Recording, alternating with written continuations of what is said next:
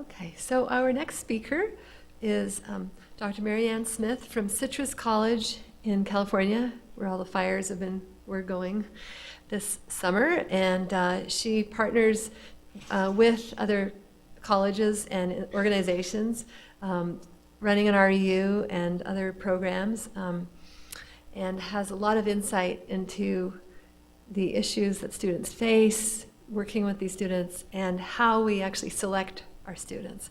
So she's going to be talking about the methods of selecting students.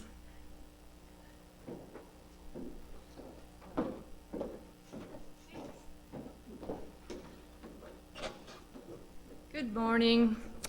Well, as Val said, I'm an administrator at a community college. We're a relatively small community college in California. We have 20,000 students.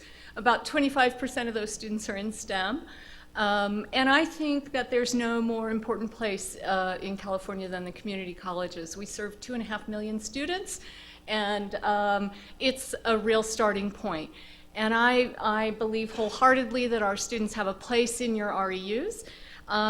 Over the past 5 years, I've selected, recruited, interviewed, and placed about 200 students in research experience in the summer. And I've been doing that largely with a Title III grant from the Department of Ed. I partner with 8 different sites, and one of them is an REU that I now have been serving as the co-PI. And like all of you, we want to serve the best and the brightest, and I just have maybe a different view on what makes a student the best or the brightest. So I'm going to talk about the GPA and how that's been seen in the applications. Of course, we all want to broaden participation. I think we're all focused on that and appreciate that.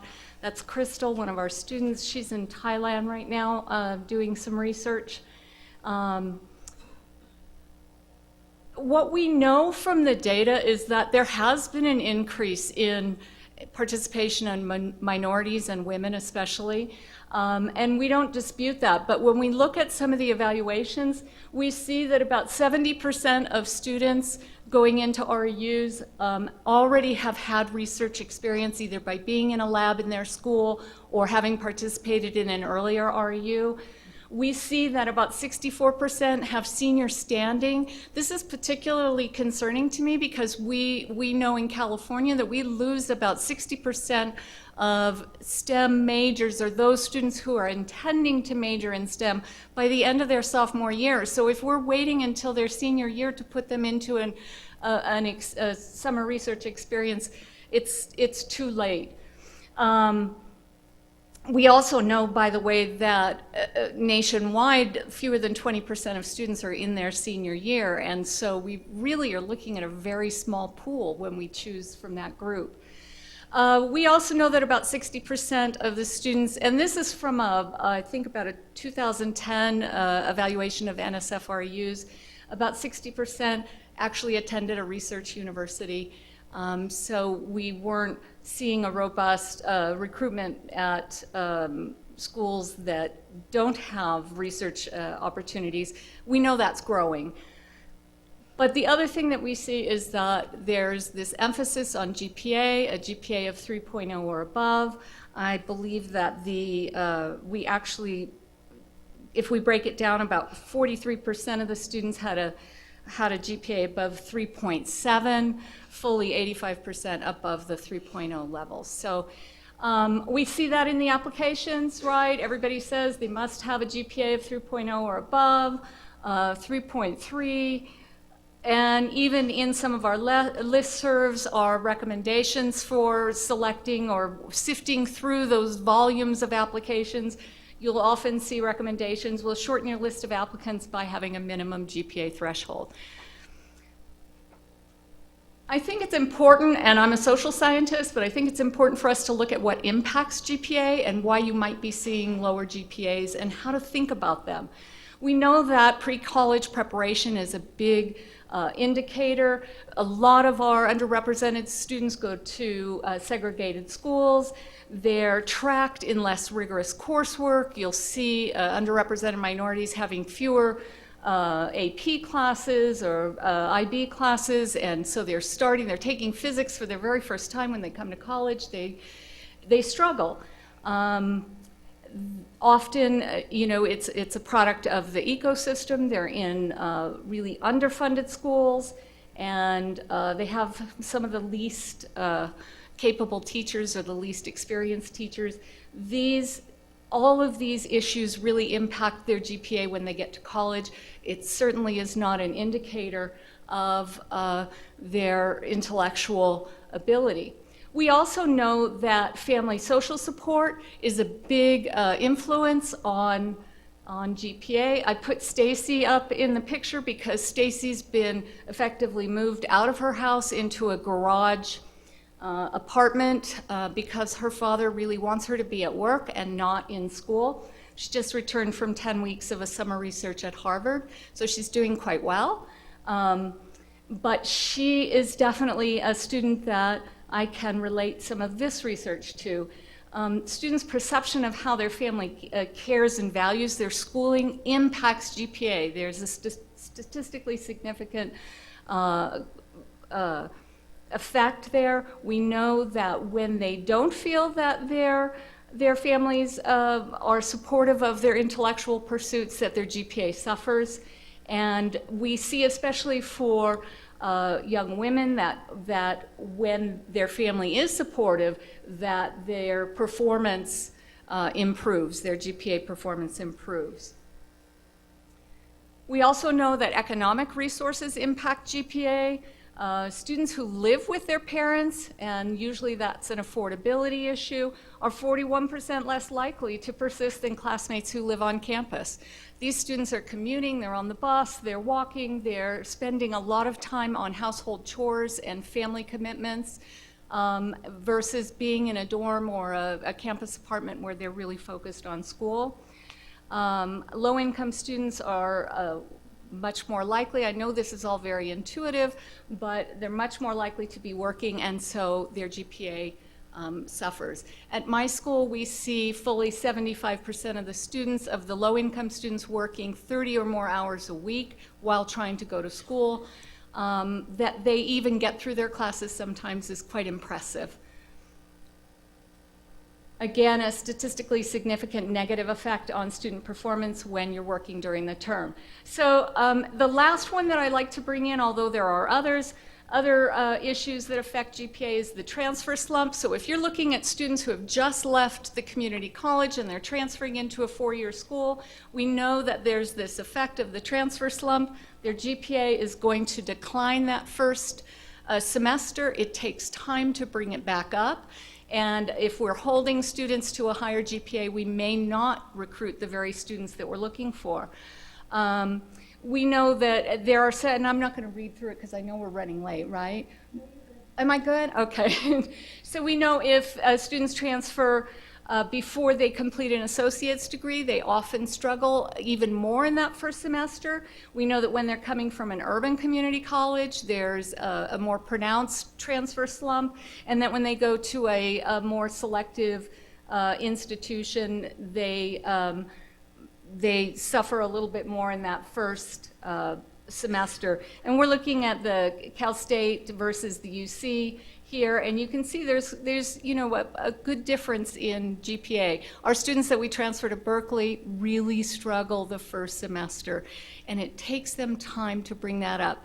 The good news is that their GPA does return, and we know in California at least that our transfer students outperform native students in the end. They persist longer, they end up with very robust GPAs, and they do quite well. We're also seeing that in some data that I've been collecting with my colleagues at Cal State University Fullerton and Cal Poly Pomona, that a summer REU may mediate that transfer slump, or students who have participated for a summer or two and then transfer into their four-year program are not experiencing the GPA slump, nor are they on academic probation nearly as frequently as their peers who have not had that experience. So yet another reason I encourage you to dip down into the community college population. I use a scoring rubric that helps me look beyond the GPA. And this one, you'll see, I hope you can see it from there. We do ask about GPA, but we want to ask about first generation status. Does this student have parents who've navigated higher ed before? That's an important component for us to look at. We look at their income level. We have students submit either their student report from the FAFSA or send us a copy of their financial aid report so that we can see, are they a Pell Grant student, are they a Cal Grant student, because we know that they are facing other challenges that their peers maybe have not. We also really look at employment because we know employment impacts their GPA, so it's important for us to know what they're doing as they're going to school. And yes, we do ask for GPA, but it's minimized by looking at some of these other areas on our rubric. You'll notice on mine that in target population, the group that gets 5 points is Hispanic, and that's because I've been using funds that have come from a Title III Hispanic Serving Institute grant. But certainly that can be changed according to what your target population is. This helps us sift through. At my college alone, I get about 150 applications every year, and then for the RU that I work with, we also accept applications from 3 other community colleges. We only recruit from 4 community colleges to fill our spots in the RU, and I use this as an initial screening tool, and then I interview just about every single student. It's a huge commitment, but it's a really important part of what we do. And it helps me to know, first of all, how to prepare a student. They all have different needs, so I firmly believe that one general orientation may not address each individual student's unique needs. But if I know them individually, I can often incorporate pieces into the orientation that will help mitigate potential problems. I also feel strongly that giving students an opportunity to participate in an interview for this kind of opportunity at a place that's really comfortable helps them prepare for the next one that's even more important. With about 40 students a year, I call them back and I give them feedback on their interview. Such as, it's probably not a good idea to be chewing gum and bringing your skateboard dressed in your shorts for an interview. You might want to consider, dressing differently. And sometimes it's, there are more concrete kinds of feedback that I can give young students so that their next interview is even better. And I do that even with students who are selected, because I feel like they're going to be meeting all of you at some point, and I want them to really show their best. And so it's an important part of our program. 1 more minute? Okay, 1 more minute. Just some suggestions. Evaluate your applicants holistically. Think about the whole person. Consider disregarding the GPA and looking at alternate indicators. And if you are looking at GPA, ask for transcripts so that you can read the story that's in the transcripts. The GPA doesn't say, I had a baby in this semester, or there was a murder in my family and I was traumatized, or my mother had cancer. And so if you're looking at the transcript, then you can identify where that GPA has been impacted, and you can ask a student about that. What happened in the fall of 2013? I noticed that you're typically a really strong student, but what happened that term? And that may help you understand that GPA and be able to accept a student that's at a 2.5 or a 2.8. whenever possible, interview the applicants and consider partnering with us at the community college level, because we'll happily send you students that we think will perform well. I'm not shy. If you're looking for students, please call me. I'd love to send you some of the amazing community college students that we have in our very local area. So thank you very much. I look forward to visiting with you.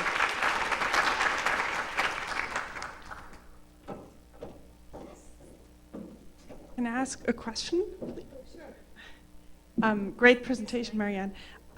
We also run a community college REU program, and my question is, how do you measure work ethic and persistence? I'm sorry? How do you measure work ethic and persistence? There's one down there too, on the floor. Well, so how do I measure that when I'm going to be selecting a student? I look at, this is how long they've been working. Many students will report to you that they've been working the 4 a.m. shift at McDonald's since they were a sophomore in high school. I think that shows tremendous work ethic and persistence. And so while that student may not have all the science background or math background that we would hope, we know that they're engaged and that they're really committed to whatever they jump into. And I think that those are really great indicators of what a student might do in your REU. So you get indication of these additional information in your interview, or do you put that in the application? Because we've tried to do the same thing of getting at additional metrics, and we put it in applications, and sometimes the students just don't know what to write, and they might have these traits, but it just doesn't come out. And so Sure. we're happy to share what we've done to encourage them, but it's interesting to hear what you... We ask, for example, a question about what they do outside of their coursework, and we get a lot of information that way. We typically don't ask questions that are research focused, like what are your research interests or what kind of a research agenda are you, considering in your future, because they don't have experience with that. So we're looking at the other issues. What do you do in your free time, or what do you do when you're not in class? And a lot of things will come out there. I'm responsible for my grandparents, so I do their shopping and I take them to all their doctor's appointments, and so we can see that. We also see other things. I play a lot of video games. And I don't necessarily want to pass judgment on that, but that may not be the student that we're looking for. So I'd like to say thank you, Marianne.